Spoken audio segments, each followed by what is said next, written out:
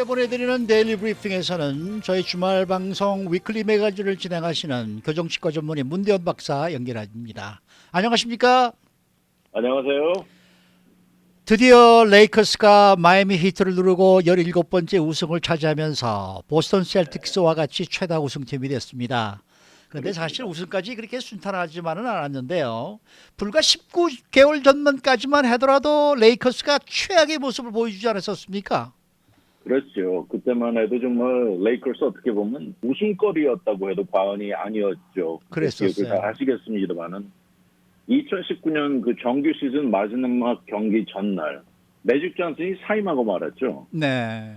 그래도 다들 깜짝 놀랐는데 이제 사임한 이유를 본인이 일하는 그 프런트 오피스에서 불화가 생기고 결국은 뭐 나중에 얘기 들어보면 랍 펠링크하고 문제를 얘기하는 거였는데 네. 두 사람 간의 이견이라든지 또 불신, 배신감 이런 그 백스태빙 이런 단어를 많이 썼죠. 맞아요. 예, 쉬쉬거리면서 뭐 비수를 꽂는 뭐 이런 표현을 하면서 관둬가지고 네. 사실 매직 존슨이 데려오다시피 한 러브론 제임스도 이 일을 몰랐다고 하고 좀 본인도 좀 놀란 표정이었습니다. 네. 이렇게 인사이드에서 진행되던 이 문제가 외부에 노출되고 룩 월튼 코치도 해고되고 그랬었어요. 이러는 과정에서 새 코치를 찾을 때도 어저께 또 클리퍼스랑 사인한 그 타이론 루가 이름이 올랐었는데 네. 그때 이 타이론 루는 오히려 레이커스 코치 자리를 거절했죠. 네. 그리고 나서 이제 다시 찾은 코치가 지금의 현 프랭크 보글 코치였는데 네. 첫 번째 초이스가 아니었죠. 그런데 이제는 다시 우승까지 하고 아주 주가가 많이 올라갔는데 이렇게 참 추락했던 분위기에서 이 매직 존슨은 결국 또 ESPN에 나가서 저 기억나는데요. 스티븐 A 스미스하고 아주 뭐 나가서 크게 말하면 결국은 랍 플링카가 그 사람이라는 말까지 했지 않습니까? 네.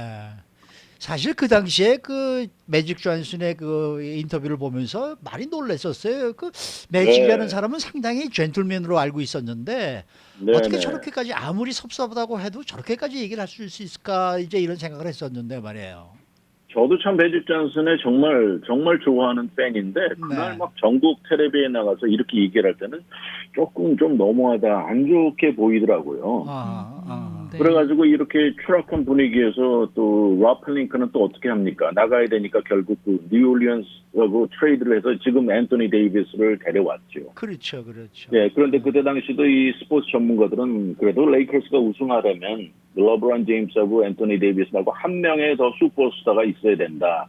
이렇게 많은 의견이 있었는데 그때 적격이 바로 카와이 레너드인데 여러분 아시다시피 카와이 레너드는 폴 조지하고 이 사람들도 거의 뒤에서 쉬쉬쉬 하면서 클리퍼스와 개혁을 하면서 정말 그렇죠. 그때 당시 레이커스 모습은 아주 더 추해지기까지 했습니다. 네, 네. 자, 그러면은 얘기가 나온 김에 라펠링카 얘기가 나왔으니까 우승하고 네. 나서 그 매직 존슨에게 우승을 같이 나눠야 한다 뭐 이렇게 연락을 했다면서요. 그렇습니다. 정말 이 사나이들끼리의 브라더후드인지 뭔지 모르겠는데 네. 정말 앞에 말씀드린 대로 뭐 배신이다, 뭐 백스태빙이다 이렇게 그랬던 둘 관계가 이렇게 단절됐던 데서 그래도 공통 목표가 바로 이 레이커스의 우승이었다고 하네요. 네. 그래가지고 이 랍 펠링카와 매직 존슨은 지금 구단주 지니버스를 사랑하는 마음, 또 레이커스를 사랑하는 마음으로 다시 뭉칠 수 있었다고 하는데요. 네. 그래서 랍 펠링크가 얘기를 했어요. 이번에 우승의 감격을 매직 존슨도 같이 누려야 하는 사람이라고 주장했습니다. 그러면서 어떻게 보면 그 말씀드린 대로 러브론 제임스가 LA 오게 만드는데 가장 큰 업적을 올린 사람이 매직 존슨이거든요. 그렇죠, 그렇죠. 그러면서 결국은 이 랍 펠링카가 이 전화를 걸어서 이 감격의 우승을 같이 나눠야 된다고 그렇게 연락을 했죠. 네. 아니, 사실 그거는 멋있죠. 네. 전 매직 존슨의 반응이 어땠을지도 궁금해요. 연락 받고. 매직 존슨도 똑같습니다. 매직도 본인이 내가 이 사임하고 떠난 날 이후 나는 네 모든 과거는 다 사라지고 없어졌다고. 매직 존슨도 말 참 잘하지 않습니까? 네, 네. 쿨하네요. 네, 그럼 매직도 나는 영원한 레이커스의 일원이고 또 지니버스와 내가 맺은 인연은 영원한 것이라고 본인은 항상 레이커스의 최고만을 원한다 이렇게 말을 했습니다. 그리고 이 랍 펠링카와 매직 존슨은 이제 과거는 다 밀어버리고 이번에 우승을 한 감격을 이어서 내년 연속 우승에도 대화를 나눴다고 하네요. 네. 근데 사실 그 레이커스의 이제 구단주 예전 구단주가 제리 버스 아닙니까? 네, 그분이 아버지. 돌아가시고 난 다음에 사실 또 레이커스의 그 저 구단 운영을 놓고 또 아들 딸들이 많이 싸웠지 않았습니까 그때? 그렇습니다. 아주 네. 이건 뭐 형제끼리 정말 이 싸움이 났는데 네. 1979년에 아버지가 그 제리 버스, 닥터 버스라고 부르죠. 네, 네, 그때 네. 레이커스 샀을 때 당시만 해도 그때 당시는 보스턴 셀틱스가 당시 11번 우승을 기록하고 레이커스는 6번이었습니다. 네, 네, 네.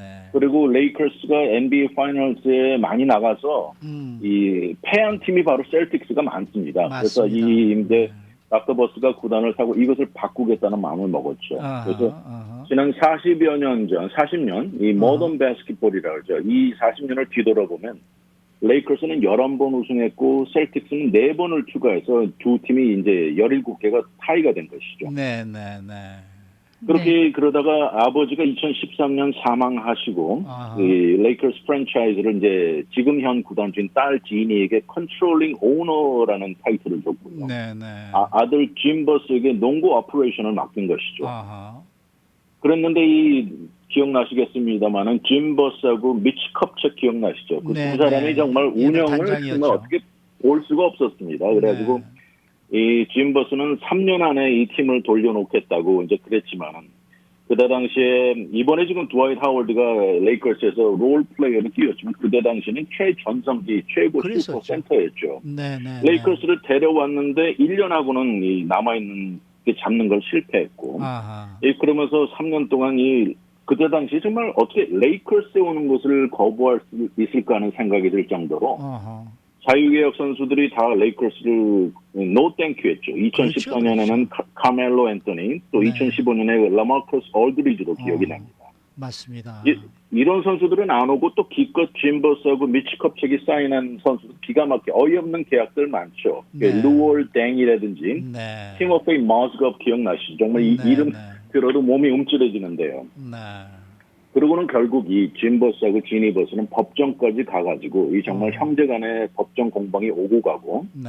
그러다가 이 지니버스는 결국 이제 법정에서 승리를 하면서 이 팀 전체 컨트롤을 잡게 됐죠. 네, 네. 그러면서 지니는 그 이후부터는 본인이 정말로 믿을 수 있는 몇 명, 그 이너 서클이라 그러죠. 몇 명을 네, 제외하고는 이 마음의 문을 꽉 닫았습니다. 네. 네. 네.